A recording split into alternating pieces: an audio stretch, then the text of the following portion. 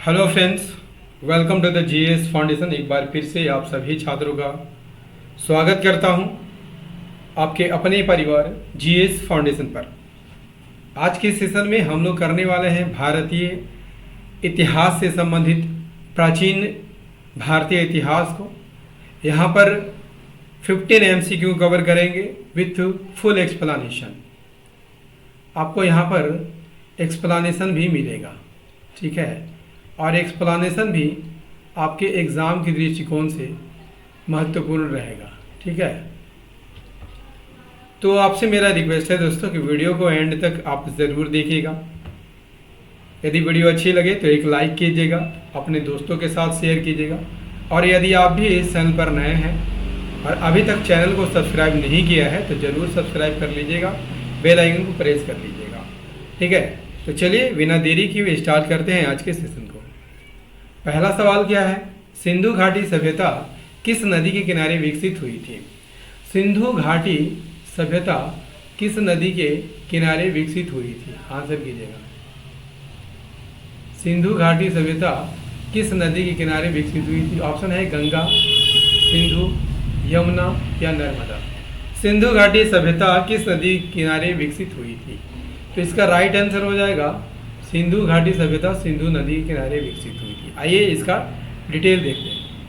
सिंधु घाटी सभ्यता को हम हड़प्पा सभ्यता के नाम से भी जानते हैं, क्योंकि यह सिंधु नदी और उसकी सहायक नदियों के किनारे विकसित हुई थी, इसलिए इसे सिंधु घाटी सभ्यता के नाम से जाना जाता है। सभ्यता का विस्तार कहाँ कहाँ है? पाकिस्तान, अफगानिस्तान के कुछ हिस्सों और उत्तरी पश्चिमी भारत में फैला हुआ था, ठीक है। इसकी चौहद्दी क्या है, कहाँ कहाँ तक विस्तारित है?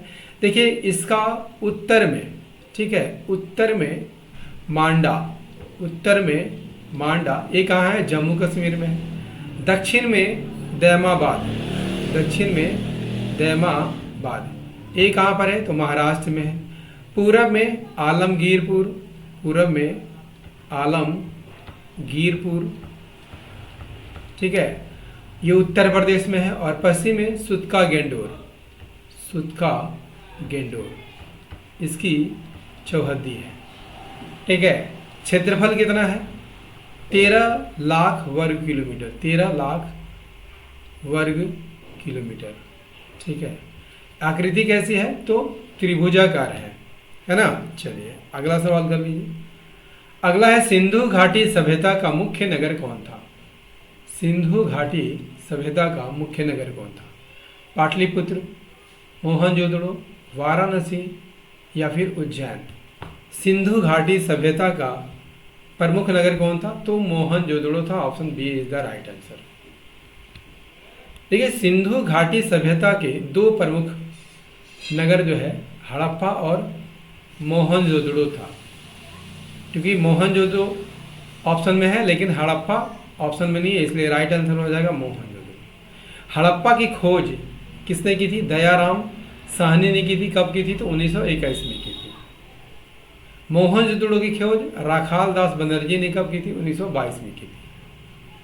हड़प्पा यदि आपसे पूछ लिया जाए किस नदी के तट पर था, तो रावी नदी के तट पर। मोहनजोदड़ो सिंधु नदी के किनारे स्थित था।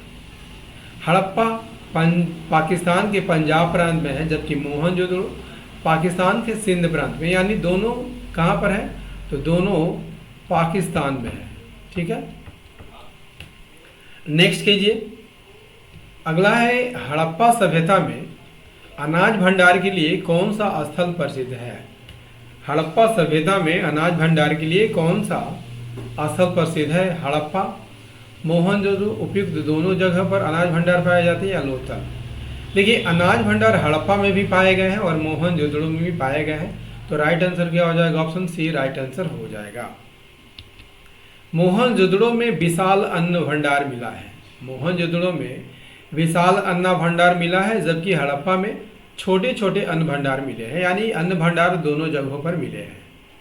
इन भंडारों में गेहूं और जौ जैसे अनाज रखे जाते थे, राइट। चलिए नेक्स्ट कर लीजिए। सिंधु घाटी सभ्यता का धर्म किस पर आधारित था? सिंधु घाटी सभ्यता का धर्म किस पर आधारित था? बहुदेववाद, एकेश्वरवाद, जैन धर्म या बौद्ध धर्म। तो सिंधु घाटी सभ्यता के लोग जो है बहुदेववाद में विश्वास करते थे, बहुदेववाद। ठीक है, option A is the right answer. Sindhu घाटी सभ्यता का धर्म कैसा? बहुदेववाद पर आधारित था, जहां लोग कई देवी देवताओं और प्राकृतिक शक्तियों की पूजा करते थे। इसमें मातृशक्ति, पशु और वृक्ष भी पूजनीय थे। राइट। अगला क्या है? पांचवा सवाल, ऋग्वेद किस भाषा में रचित है? ऋग्वेद की रचना किस भाषा में की गई है? सही आंसर हो जाएगा संस्कृत में की गई है। ऋग्वेद की भाषा संस्कृत है, यानी संस्कृत में रचित है। ऋग्वेद की बात कर लिया जाए तो 4 वेदों में, ठीक है, ऋग्वेद, सामवेद, यजुर्वेद और अथर्ववेद। इन चारों वेदों में ऋग्वेद सबसे पुराना है, ठीक है, और पहला वेद है। इसमें 10 मंडल, 1028 सूक्त और 10,462 मंत्र हैं, यानी ऋचाएं हैं। मंत्रों में देवताओं की स्तुति की गई है ना। अगला क्या है? छठा, महाजन पद काल में मगध की राजधानी क्या थी? महाजन पद काल में मगध की राजधानी क्या थी? वैशाली, राजगिरी, काशी या पाटलिपुत्र। सही आंसर हो जाएगा राजगिरी। इसे गिरिवरज भी कहा जाता है, इसे गिरिवरज भी कहा जाता है। महाजन पद काल में मगध की राजधानी कहाँ थी दोस्तों? राजगिरी थी, लेकिन बाद में राजधानी कहाँ कर दी गई थी? पाटलिपुत्र कर दी गई थी। ये बिंबिसार के समय मगध की राजधानी राजगीर थी, जिसे गिरिवरज भी कहा जाता था। बाद में हर्यक वंश के राजा उदयन ने, याद रखिएगा, पाटलिपुत्र को अपनी राजधानी बनाया था। हर्यक वंश का संस्थापक कौन था? तो हर्यक वंश का संस्थापक बिंबिसार था। इसका पुत्र कौन था? अजातशत्रु, और अजातशत्रु का पुत्र उदयन था। ठीक है, उदयन। तो उदयन ने ही अपनी राजधानी पाटलिपुत्र स्थानांतरित की थी। अगला क्या है? बुद्ध का जन्म कहाँ हुआ था? लुम्बिनी, बोधगया, सारनाथ या कुशीनगर। देखिए, जन्म जो है ना लुम्बिनी के जंगलों में हुआ था। Option A is the right answer. Buddha का जन्म कहाँ हुआ था? तो लुम्बिनी में हो। लुम्बिनी कहाँ पर? नेपाल में। लुम्बिनी जो है, लुम्बिनी नेपाल में स्थित बौद्ध तीर्थ स्थल है। यहीं पर 563 ईसा पूर्व में सिद्धार्थ यानी गौतम बुद्ध का जन्म होता है। बोधगया में उन्हें ज्ञान की प्राप्ति होती है। सारनाथ में उन्होंने अपना पहला उपदेश दिया था। कुशीनगर में उनका महानिर्वाण हुआ था। क्लियर? नेक्स्ट कर लीजिए, महावीर स्वामी का जन्म कहाँ हुआ था? महावीर स्वामी का जन्म कहाँ हुआ था? राइट आंसर क्या हो जाएगा? वैशाली, पावापुरी, कुंडग्राम या राजगिरी। तो सही आंसर हो जाएगा कुंडग्राम। महावीर का जन्म कुंडग्राम में 540 ईसा पूर्व में हुआ था। राइट। जो वैशाली के निकट ही है। पावापुरी किस लिए प्रसिद्ध है? क्योंकि पावापुरी में ही महावीर स्वामी का निर्वाण हुआ था। अगला 9th, अशोक का शिलालेख किस लिपि में लिखे गए हैं? ब्राह्मी, देवनागरी, खरोष्टी या पाली। सही आंसर हो जाएगा ब्राह्मी लिपि में लिखे गए। सबसे ज़्यादा शिलालेख जो है ब्राह्मी लिपि में मिलता है। अशोक के शिलालेख मुख्य रूप से किसमें लिखे गए हैं? तो ब्राह्मी लिपि में लिखे गए हैं। लेकिन उत्तर पश्चिमी भागों में खरोष्टी लिपि का भी वर्णन मिलता है। इसके अलावा ग्रीक लिपि और अरमाइक लिपियों में भी अशोक के शिलालेख पाया गया है।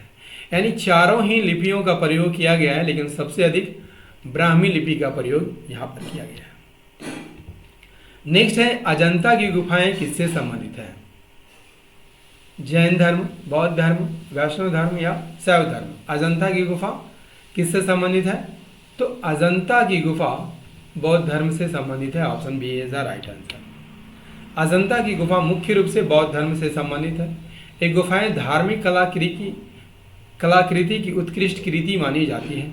इसमें बुद्ध के जीवन के विभिन्न पहलुओं के साथ साथ जातक कथाएं भी चित्रित हैं। जातक कथाओं में क्या मिलता है दोस्तों? जातक कथाओं में गौतम बुद्ध के पूर्व जन्म की जानकारी मिलती है। राइट, अगला कर लीजिए। अगला है सारनाथ का स्तूप किसने बनवाया था? सारनाथ का स्तूप अशोक ने बनवाया था। सारनाथ का स्तूप किसने बनवाया था? तो अशोक ने बनवाया था। और किस लिए? बौद्ध धर्म के प्रचार के लिए। क्लियर।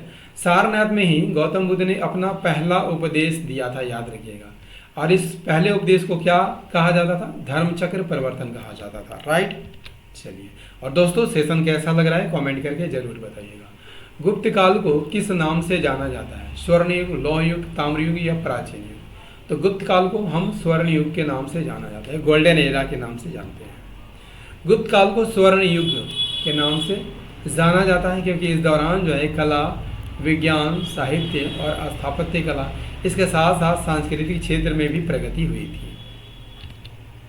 नेक्स्ट है नालंदा विश्वविद्यालय की स्थापना किसने की थी? सही आंसर हो जाएगा कुमार गुप्त ने की थी। नालंदा विश्वविद्यालय की स्थापना गुप्त वंश के शासक कुमार गुप्त ने की थी।